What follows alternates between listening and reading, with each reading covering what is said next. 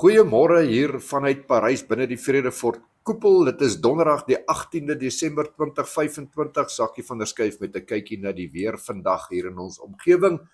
Teen 6:00 17 grade. Die dag lyk vir my baie mooi. Daar's 'n maksimum van 26 grade hier teen 1:00 2:00 se kant etenstyd. En die voorspeller sê ook so 0.3 en 0.4 mm reën in die agtermiddag. So 'n bewolkte dag die heeldag, maar nie noemenswaardige reën wat voorspel word nie.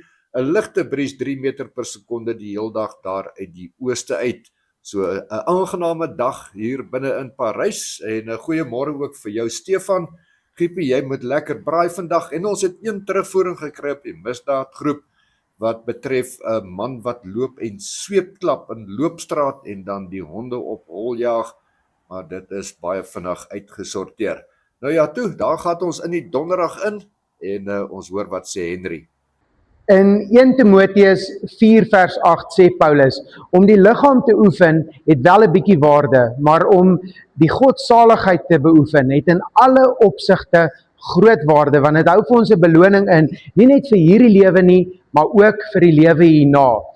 En ek kan vir jou sê, die tyd wanneer die Bybel geskryf is, het mense baie gestap, hulle was baie aktief, so dalk het dit nie toe so baie waarde gehad nie, maar vandag, mense sit baie, hulle sit by die werk, hulle sit in hulle kar, en hulle kry nie genoeg oefening in nie, so wees aktief, ja, maar beoefen die godsaligheid, want jou ewige lewe hang daarvan af.